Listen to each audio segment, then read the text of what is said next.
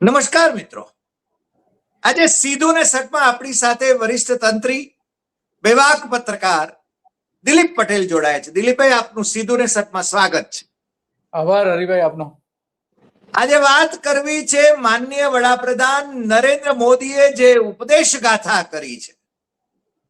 ચૂંટણીઓ પતી 5 રાજ્યો કે આમ તો 4 રાજ્ય અને 1 કેન્દ્ર શાસિત પ્રદેશની વિધાનસભાની ચૂંટણી જેવીને પતી, એમણે 7 મુદ્દાનો કાર્યક્રમ આપ્યો. ત્યાં સુધી એમણે બધા જ હાકલા દેકારા કર્યા, સભાઓ કરી, રોડ શો કર્યા, વિમાને ઉડ્યા, અને હવે એ પ્રજાને ઉપદેશ કરી રહ્યા છે.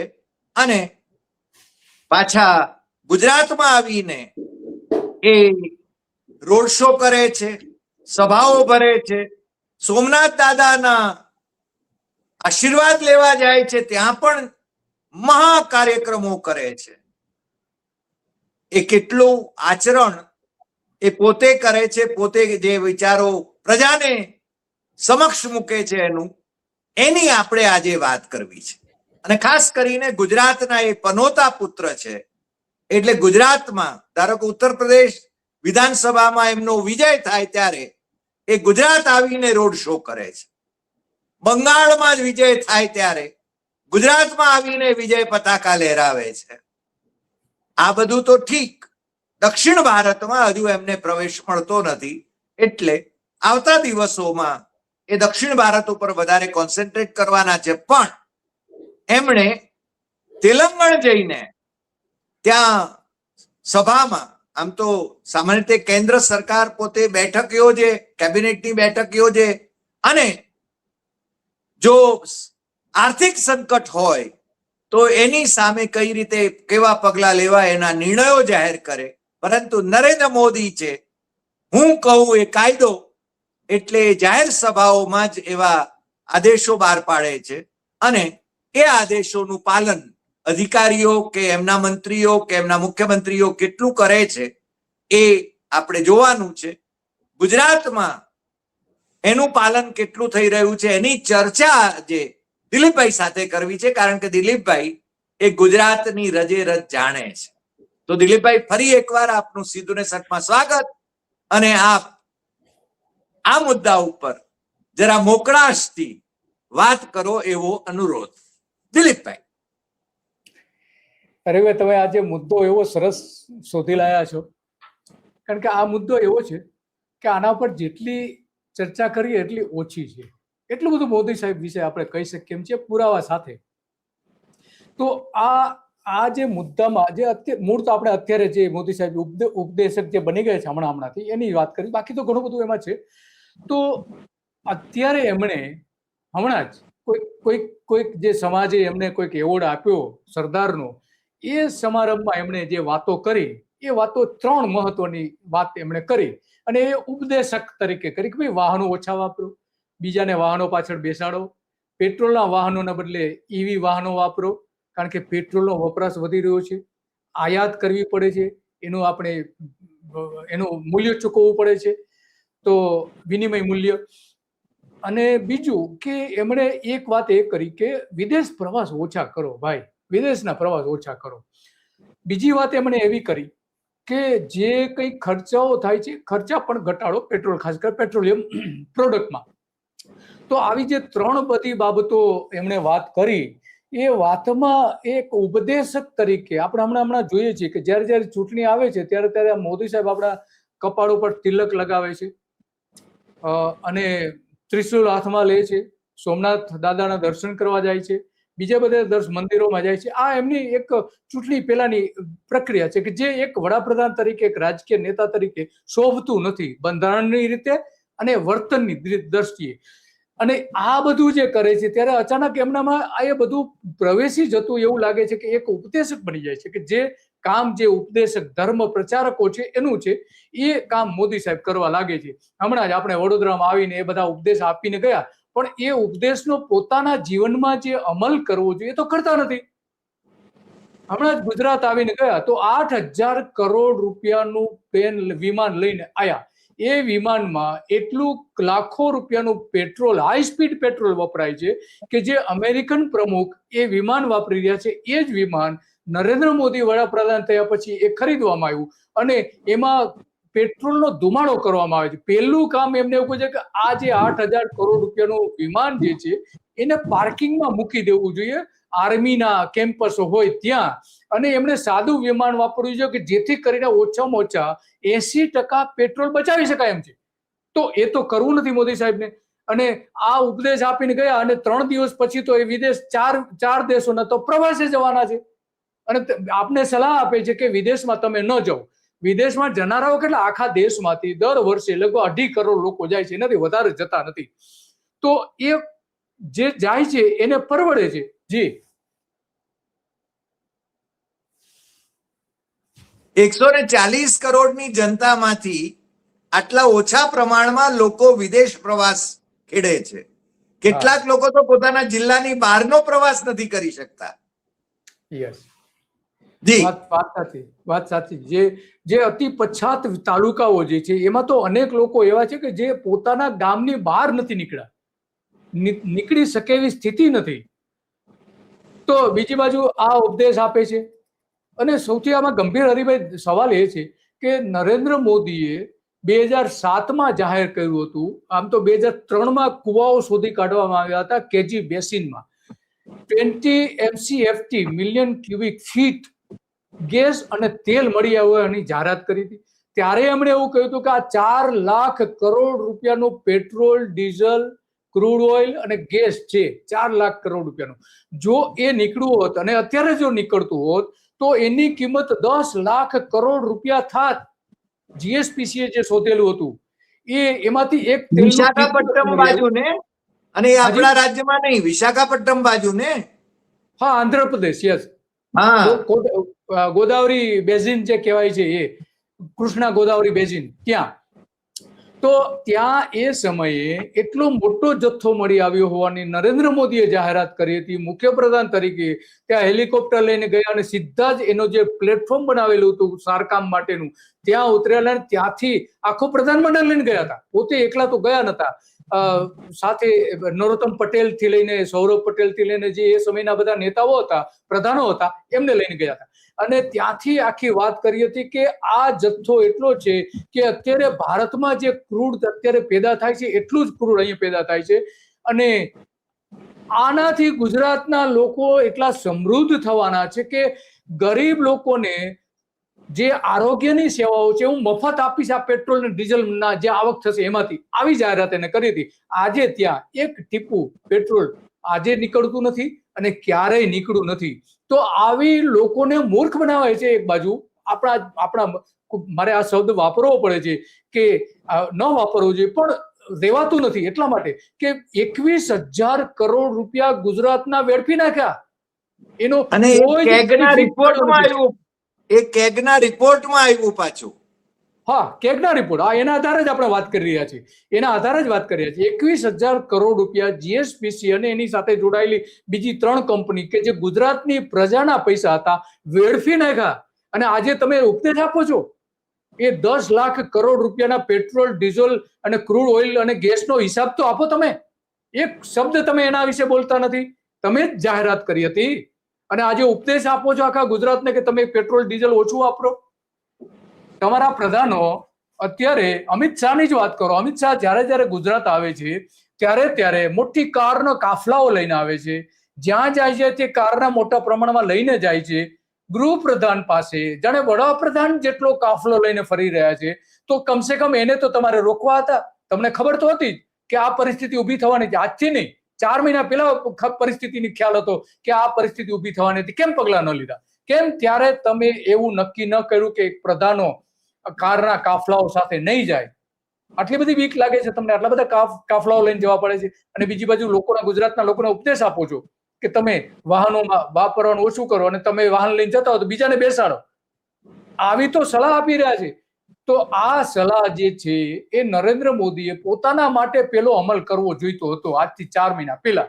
એ તો કરો નહીં, અને હવે ચૂંટણી પતી એટલે આ બધા તિકડમ લઈને નીકળી પડ્યા છે અને વાતો કરે છે બચતની. તમારું વૈભવ જીવન કેવું ગુજરાતમાં હતું એ નજરે જોયેલું છે. તમારા પોતાનો જે બ્લેઝર હતું, બ્લેઝર કેટલા લાખ રૂપિયામાં તૈયાર થતું હતું, સુરતના વેપારીઓ કેટલામાં તૈયાર કરી આપતા હતા. અને અહીંયા અમદાવાદનો જે ટેલર જે છે કે હવે એમની બ્રાન્ચો આખા ગુજરાતમાં ફેલાયેલી, એ તમારા સૂટ બનાવતા હતા. તો તમારું વૈભવી જીવન, તમે સાદું જીવન તો જીવા નથી, અને હવે લોકોને સાદું જીવન જીવવાની પ્રેરણાત્મક વાતો કરી રહ્યા છે, બનાવટી વાતો છે. તો આ મૂળ વાત હતી હરિભાઈ. નહીં દિલીપભાઈ, આમ કેમ કહો છો? દિલીપભાઈ, આમ કેમ કહો છો? માનનીય વડાપ્રધાન એમ કે છે કે 35 વર્ષ સુધી હું ભીખ માંગીને જીવ્યો છું, ભલે હું અમેરિકાનો પ્રવાસ ખેડી આવ્યો હું.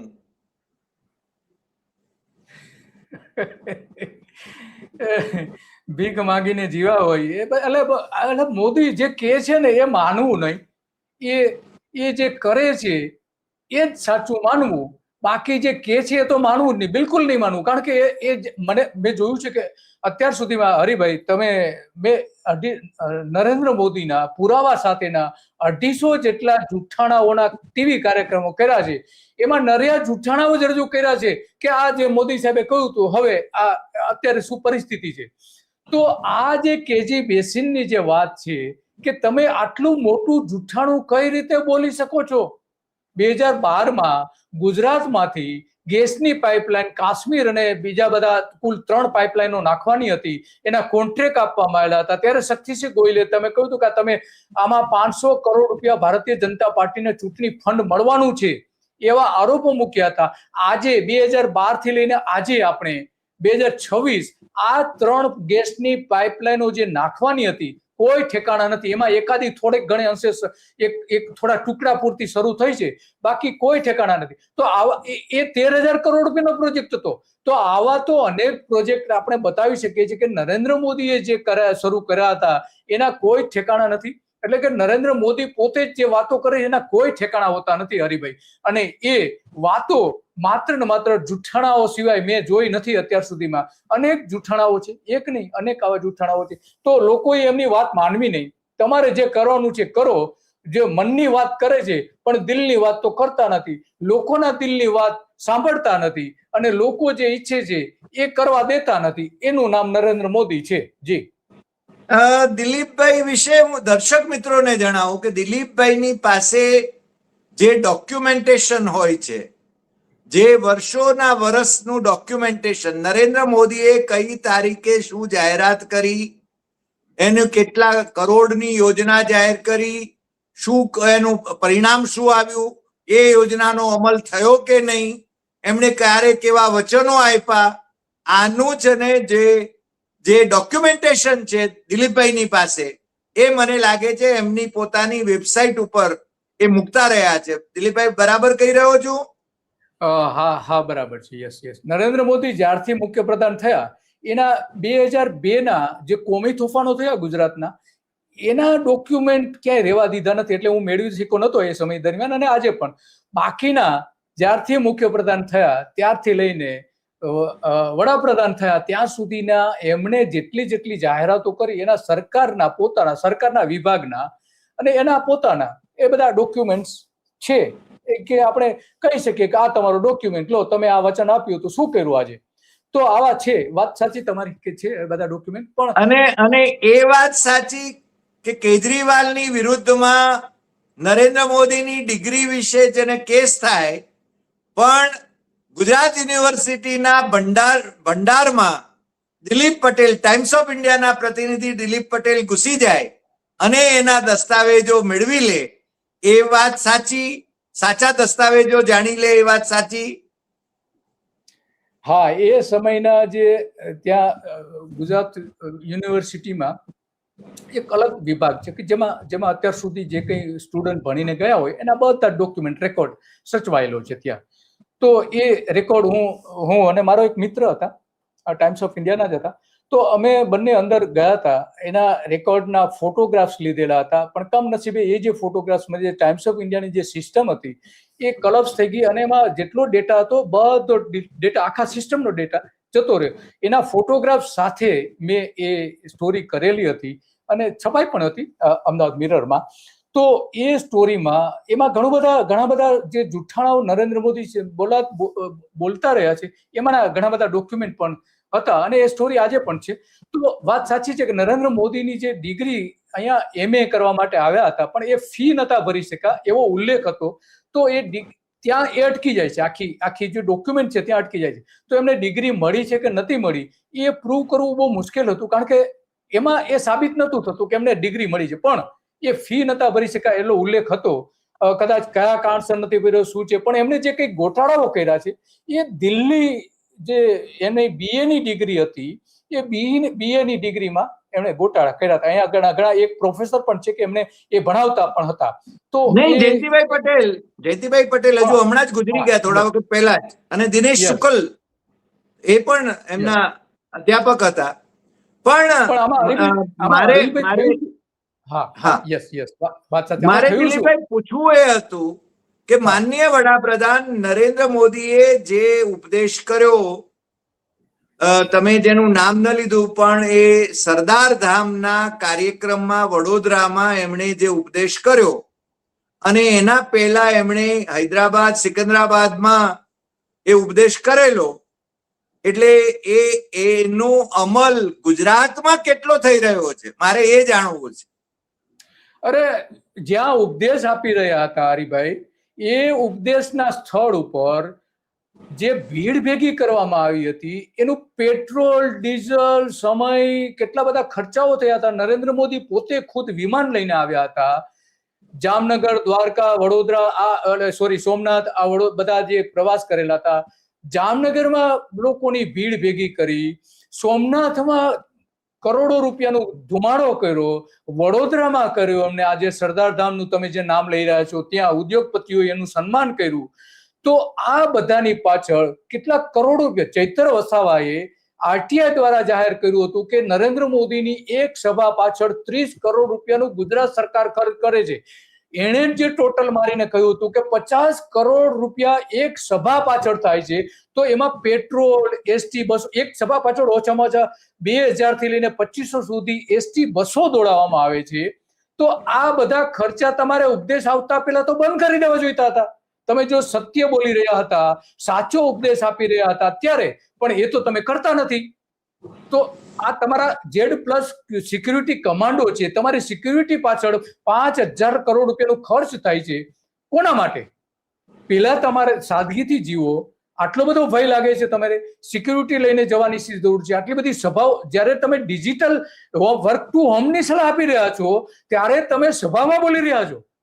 અરે તમે ત્યાં સભા જે કરી રહ્યા છો ઓનલાઈન તમે કરી શક્યા હોત, નરેન્દ્ર મોદી કરી શક્યા હોત, ઓનલાઈન કરી શક્યા હોત. ડિજિટલ અત્યારે બધા સારામાં સારું તમે ટેલિકાસ્ટ કરી શકો છો, પણ નહીં. તમે સ્થળ ઉપર ગયા, કરોડો રૂપિયાનો ધુમાડો કર્યો, પેટ્રોલ, ડીઝલ, લોકોનો સમય, એની તો કોઈ હિસાબ નથી.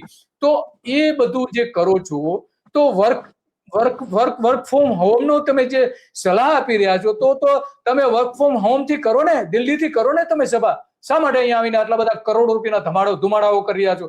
તો સલાહ આપી બીજી છે અને વાત બીજી કરવી છે. તમે જે વાત કરી કારણ ગુજરાતમાં પ્રત્યાઘાતો શું પડ્યા છે. પહેલી વાત કે જે વડોદરામાં જે સભા થઈ એ સભામાં જે ઉદ્યોગપતિઓએ એને સન્માન કર્યું, એ જે સન્માનમાં જબરજસ્ત ટીકા થઈ. મોટા આખા ગુજરાતમાં લોકો આજે ચારે બાજુ ટીકા કરી રહ્યા છે. બીજું કે લોકો એવું કહે છે કે આપણે ઘણા બધા લોકો સાથે જે વાત કરી, જે સોશિયલ મીડિયામાં જોયું છે, એમણે મૂકેલી પોસ્ટ આપણે જ્યારે જોઈ છે ત્યારે સ્પષ્ટપણે દેખાય છે કે જે નરેન્દ્ર મોદીએ સલાહ આપી એ સલાહ બિલકુલ લોકો સ્વીકારવા તૈયાર નથી. કારણ કે 2012માં આ જ સલાહ નરેન્દ્ર મોદીએ મનમોહનસિંહને આપી હતી કે તમે 7.5 રૂપિયા પેટ્રોલમાં, ડીઝલ લીટર દીઠ પેટ્રોલમાં જે ભાવ વધારો કરેલો છે તો એ ભાવ વધારો પાછો ખેંચો, અને તમે તો 100 રૂપિયા સુધી પહોંચાડી દીધું. એને માત્ર 7.5 રૂપિયાનો વધારો કર્યો હતો અને અહીંયા તમે 100 રૂપિયા સુધી, અને અત્યારે તો સરકારે જાહેર કર્યું કે 1000 કરોડ રૂપિયા રોજની ખોટ જઈ રહી છે, આવી વાત કરી રહ્યા છે.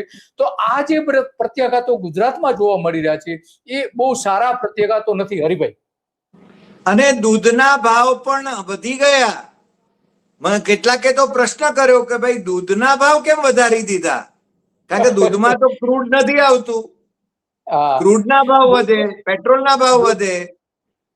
આ દૂધમાં ભાવ વધારો એટલા માટે કરવો પડ્યો હરિભાઈ કે એક તો બંગાળની ચૂંટણીમાં ગુજરાતની 4 મહત્વની ડેરીઓને જવાબદારી સોંપવામાં આવી હતી. એમાં એક મુખ્ય પ્રધાન જ્યાં અત્યારે ત્યાં બની ગયા છે અધિકારી કરીને, તો એને જીતાડવા માટે અશોક ચૌધરી કે જે ફેડરેશનના ચેરમેન છે એને ત્યાં જવાબદારી સોંપવામાં આવી હતી. ત્યાં શુભેન્દુએ એમનો આભાર પણ માન્યો કે તમારો હું ખૂબ આભાર માનું કે તમે અહીં આવીને મત જે 70,000 જેટલા ગુજરાતીઓના મત, ગુજરાતી અને મારવાડી મત જે છે એ તમે મેળવવામાં મદદ કરી, પ્રચાર કર્યો અધિકારીઓને. તો આ બધા ખર્ચાઓ જ્યાં થયા એ આ ડેરીઓમાં જ થાય છે. નરેન્દ્ર મોદીની જે સભાઓ થાય છે ડેરીઓના વડા મથકો અને ડેરીઓના કાર્યક્રમોમાં, તો બધું ખર્ચ આ ડેરીઓ કરી રહી છે. ઉપરાંત વડાપ્રધાનની જે સભા હોય છે ત્યાં લોકોને ભીડ લેવા ભેગી કરવા માટે ડેરી અને ડેરીની સંસ્થાઓ જેની સાથે જોડાયેલી છે એનો ગેરઉપયોગ કરવામાં આવી રહ્યો છે. તો આ બધા ખર્ચાઓ જે થાય છે ડેરીના, એ ખર્ચાઓ કાઢવા માટે 2 રૂપિયા ભાવ વધારી દીધો છે. પણ મને લાગે છે દર્શક મિત્રોને આજે હું જણાવી દઉં કે દિલીપભાઈએ જે વાત કરી છે, અમને છે ને માનનીય વડાપ્રધાન માટે કે બીજા કોઈને માટે, શાસકો માટે, શાસક કોઈ પણ પક્ષના હોય એમને માટે કોઈ દુર્ભાવ નથી. પરંતુ દિલીપભાઈએ જે વાત કરી છે એ ફેક્ટ્સ મૂકી છે, સાચી વાત મૂકી છે, ટકોરાબંધ મૂકી છે. એટલે જે અંધભક્તો છે એ લોકોને પણ જોડો ક્યાં ડંખે છે એનો અનુભવ કરાવવા માટે જ આપણે છે ને આ વાત અને આ એપિસોડ કર્યો છે. મને લાગે છે કે આપણને આ એપિસોડ જોયા પછી આપણા દર્શક મિત્રોના જે પ્રતિભાવો હોય એ કમેન્ટ બોક્સમાં જરૂર જોવા મળશે. કારણ કે માનનીય વડાપ્રધાનની જે વાતો છે એનો કેટલો અમલ કરે છે એ પણ આપણને કમેન્ટ બોક્સમાં જણાવે.